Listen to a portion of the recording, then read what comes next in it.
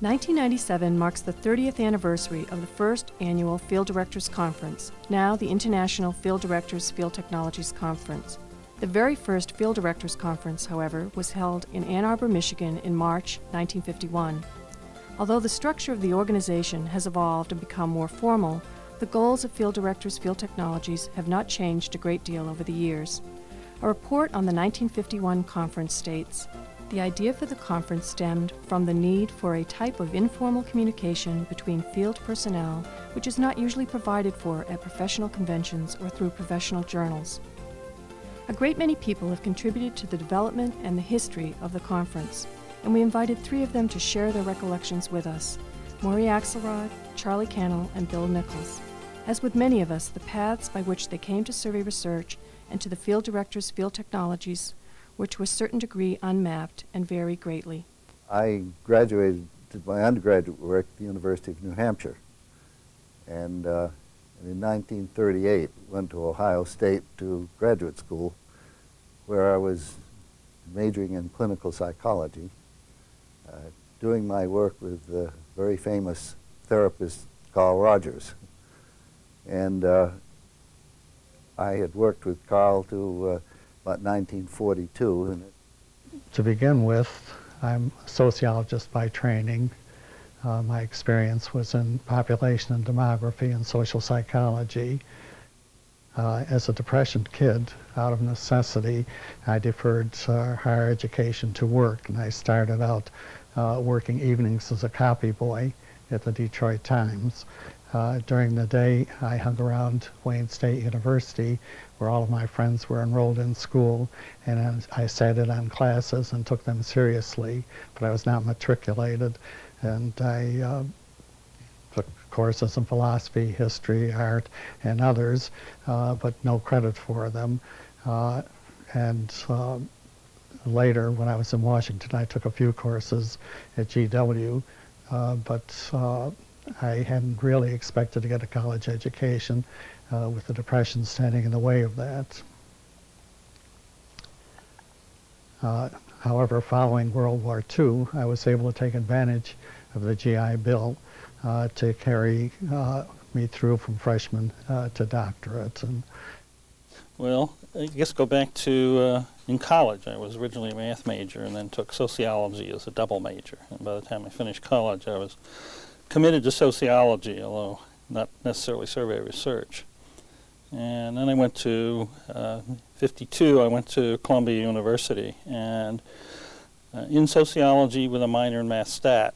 And at Columbia, you couldn't be in sociology without being in survey research. Paul Lazarsfeld was there, Herb Hyman, Marty Lipset, Jim Coleman was a fellow student. We were trained in surveys and stat, and if you wanted a job, the only place you could really work was at the Bureau of Applied Social Research in one of its parts. So I came up after a year in fellowship. I started as a counter sorter operator in the machine room. I interviewed in the Lower East Side in Jersey City. I was a coder for 6 months. I did factor analysis on Friedens before there were computers, and then sort of worked my way up to project director for Bureau of Applied Social Research. In 1942, of course, the World War II, we got into it, and you really had to get out of school at that time. So at this point, I was looking around for a job to get out of school.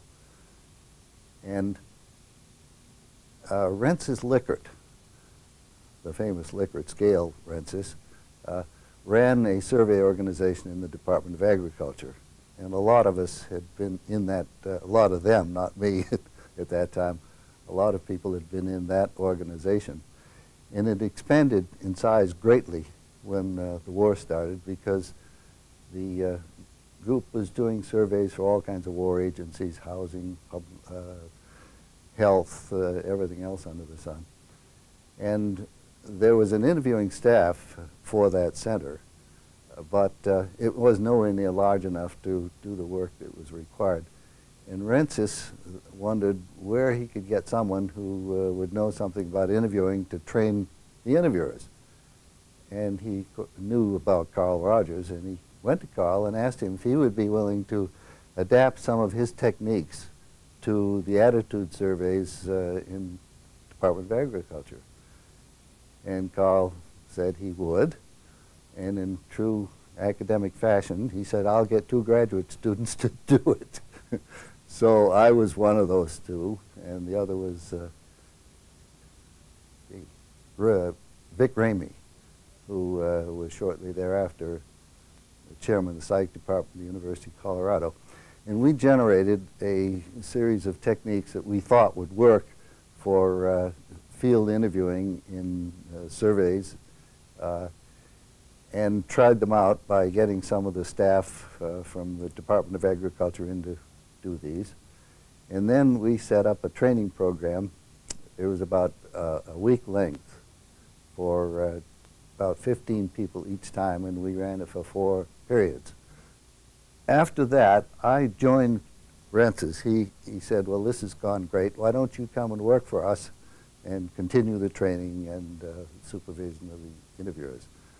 So in, I think it was July '42, I went to Washington and started the work, and before long was director of that field operation, and worked there until 1946, at which time I came to University of Michigan to help set up the Survey Research Center.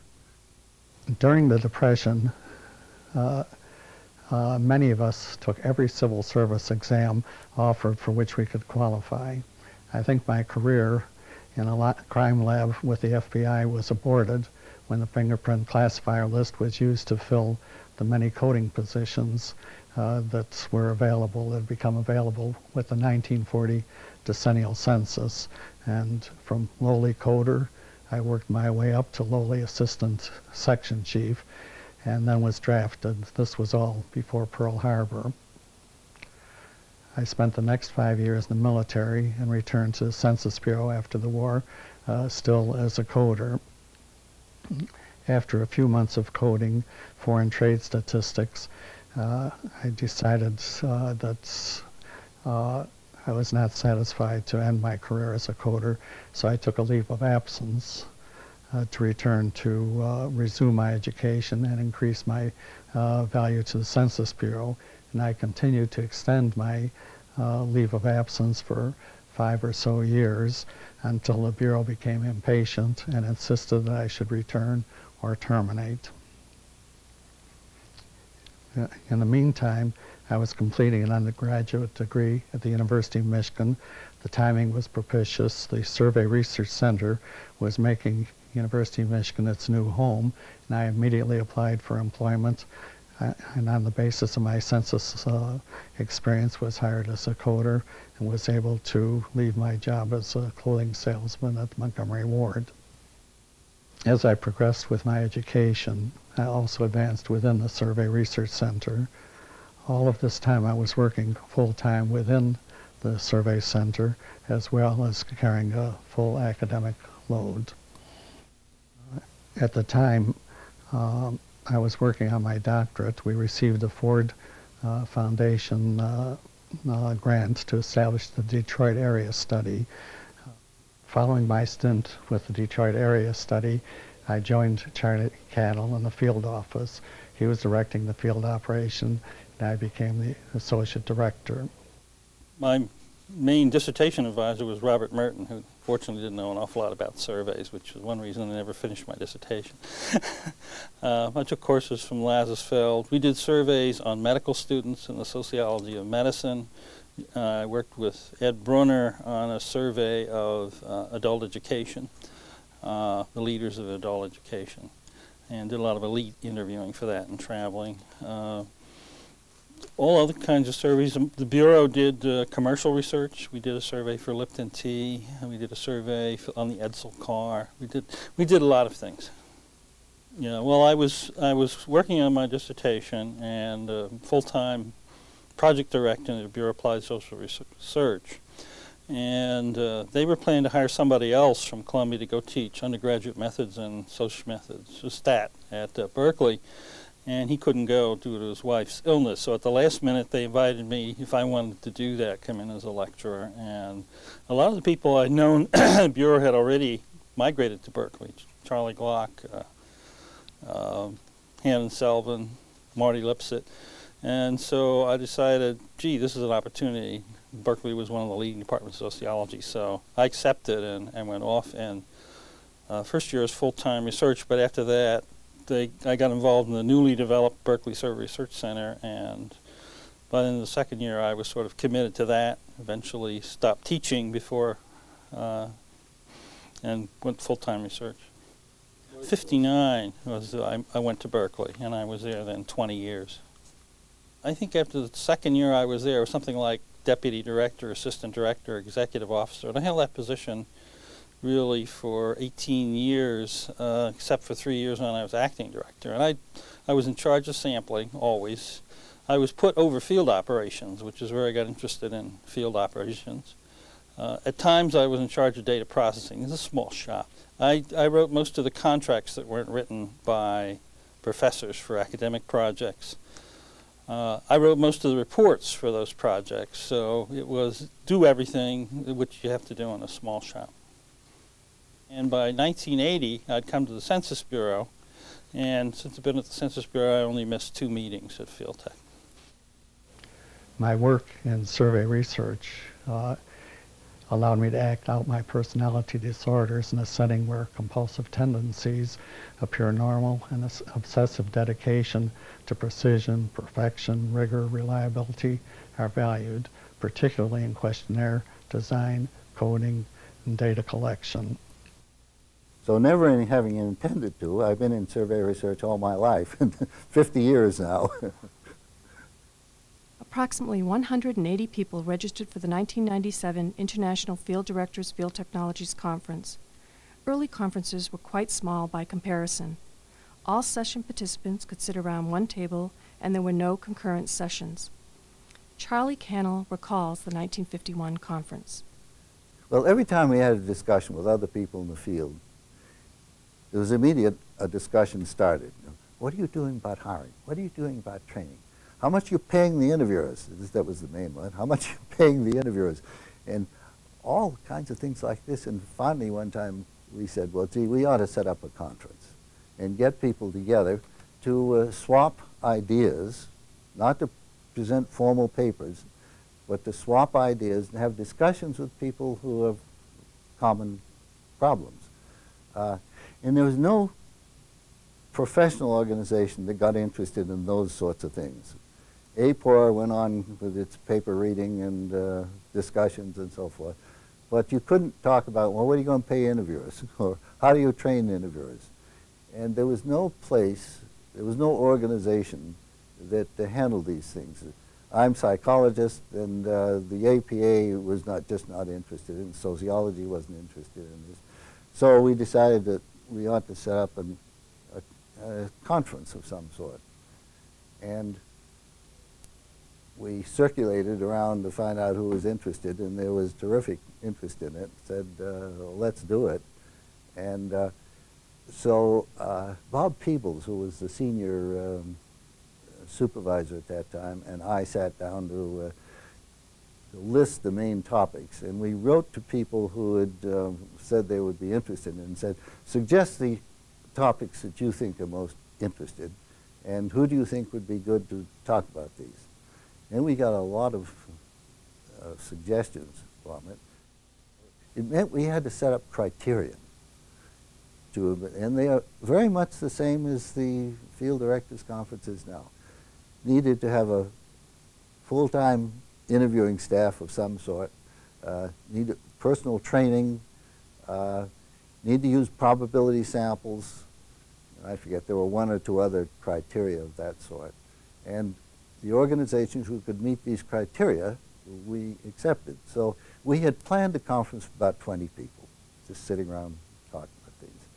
Ended up by accepting 35 people, and we were able to limit it to that.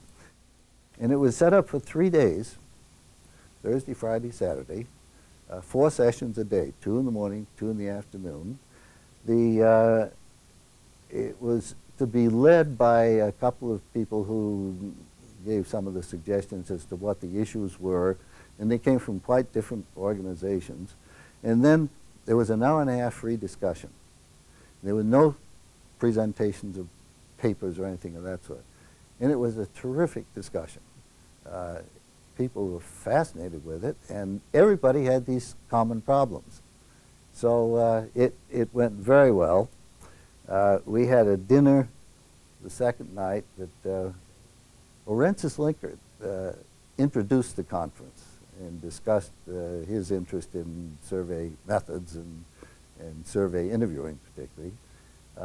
Angus Campbell gave the dinner talk, and he's terrific at that. So, and particularly having started off as being an interviewer, he could talk about that.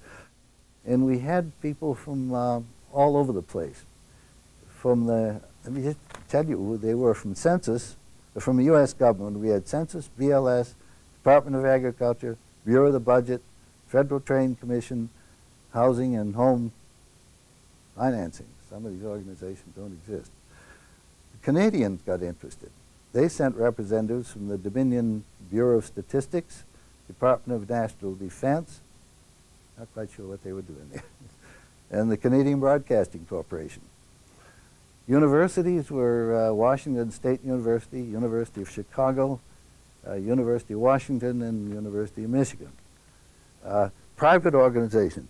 There were two private organizations who were doing good probability sampling. That was Alfred Pulitz and National Analysts. Interestingly enough, the person from Alfred Pulitz was Les Frankel, whose son, Morrie, is well known in sampling today. So we're in the second generation of people here. It started off, introductory remarks by Orensis Linkert. First session, these will sound so familiar. I think a lot of these topics haven't changed over the years. We haven't settled any of them yet. First one was on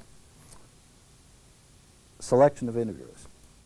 The last session of the meeting on Saturday afternoon was headed by W. Edwards Deming, who was at that time a member of the Bureau of the Budget.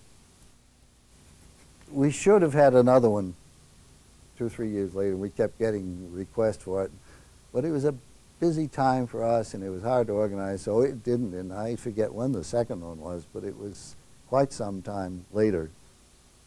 Many people figured prominently in the early years of Field Director's Field Technologies, but none more than the late John Scott, Field Director at the University of Michigan's Survey Research Center.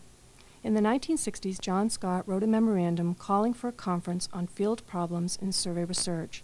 The result was the first annual Field Directors Field Technologies Conference in 1968 in Ann Arbor. His memorandum stands today as a fine statement of our goals and an early charter for the organization. Many names come back to me now.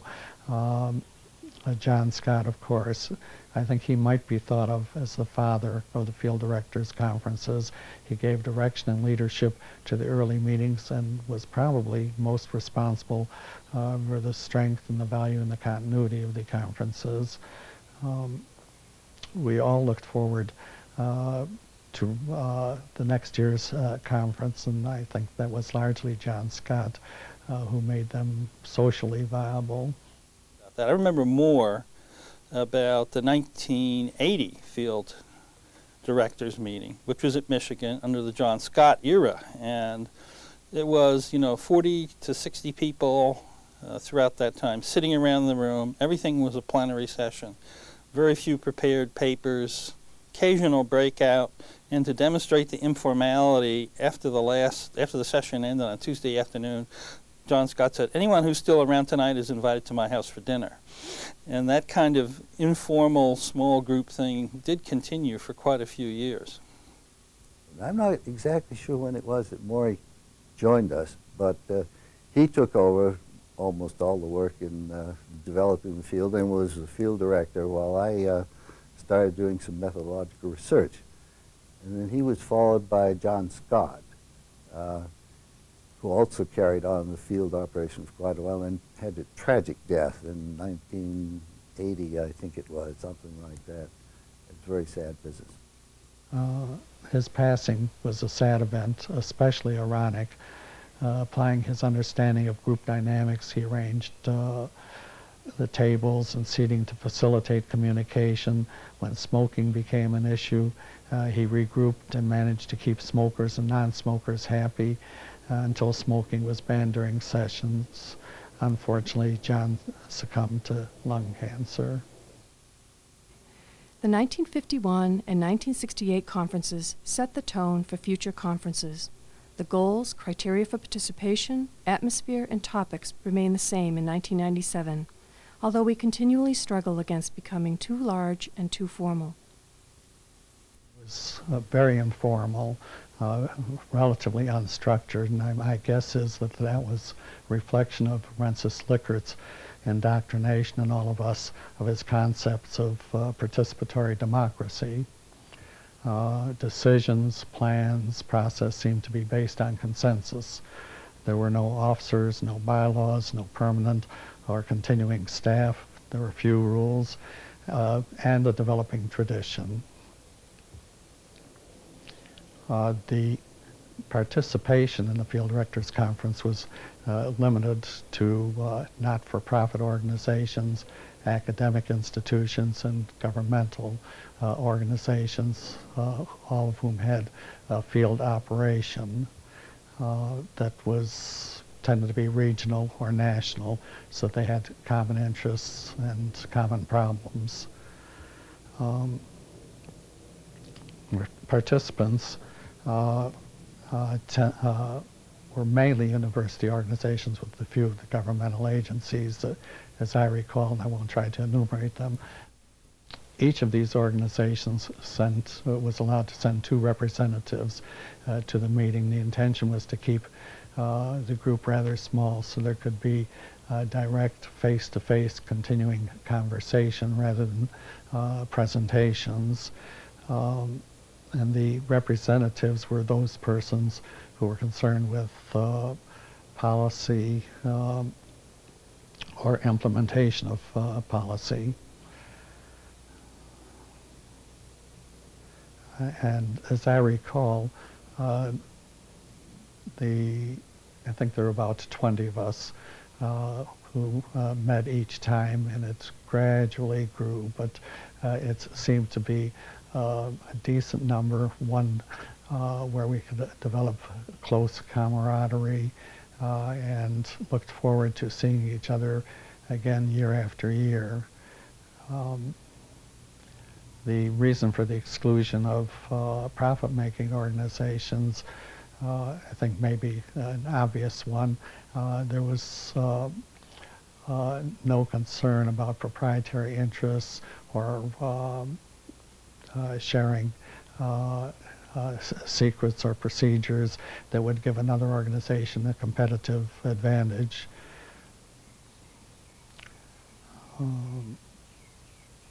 These conferences were intended to provide a forum or a forum for exchange and sharing of experiences, such topics as methodological developments, administrative procedures, hiring and training interviewers, supervision of data collection procedures, quality control, pay costs, and so on, all the kinds of field problems that we were grappling with, and we acted as sort of a support group for each other. At each of the sessions, we devoted modest amount of time, or more than a modest amount of time, to dealing with interviewer issues, selection of interviewers, training of interviewers, payment of interviewers, supervision, quality control, response rates, and breakdown of costs between interviewer salary, expenses, travel, and so on. Typically, topic presentations were brief and were intended primarily to provide a focus for conversation and discussion, although over time they developed into more ambitious full-scale presentations of papers. And these tended to be on current, ongoing research that may not have yet been published or that was contemplated by the host organizations.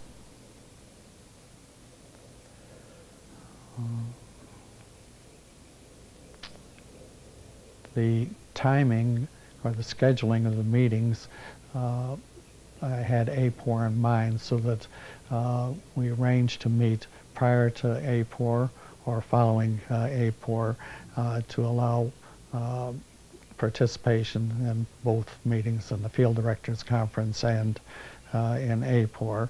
And eventually they became linked in location as well, where the field directors met on the same premises as APOR, but a couple of days prior to or a couple of days following. I think there was a gradual growth of interest in CADI and CAPI, CADI in particular, at Field Technologies. I mean, there was a natural outgrowth of an interest in telephone interviewing, but as CADI began to spread and to develop across the academic and government uses, there were more sessions on it, and the number of sessions seemed to increase a little bit every year, and that brought in more people from government and from the bigger agencies, who were the ones to get into the technologies first. And it was, however, gradual, so even as late as, say, 87, we were coming up on, 40 to 60 people and plenary sessions. Now, one of the things that happened was, because all sessions were plenary, people who were not into CADI, people who were not there yet, found these not very exciting. And although they might say, well, someday I'll get into this, they'd pay attention. But what may have broken the back was CAPI, because CAPI was expensive. Only big federal agencies were really seriously thinking about it for a while. And so I think the people who were coming from the smaller shops, who were still doing some paper and pencil and some CADI now, but they were really beginning to get upset with all this emphasis on the technology. I think there was a watershed year where things really changed, and it was 87, and this was a meeting in Raleigh, and I was program chair along with Yuda Sebestik, and she was also interested in CAPI, and I think we may have scheduled more sessions on the technology side than had been before. In addition to which, there had been a rule an organization could only send 2 people to these meetings, and that had not been well observed and was becoming less well observed. It may have been creeping up to 4.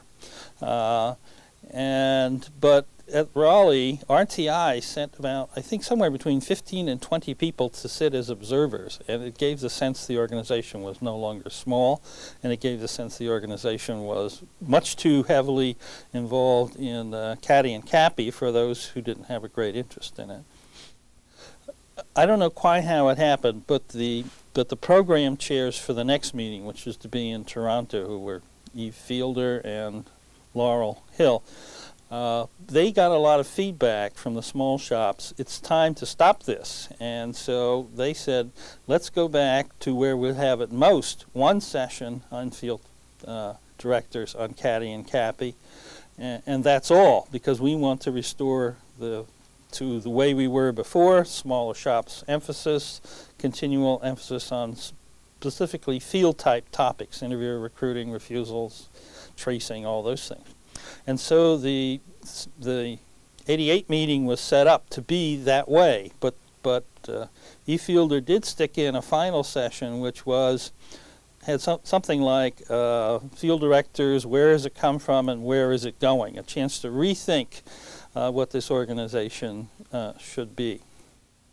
Coming up on the 88 meeting, this was quite explicit, that while the small shops wanted to return to predominantly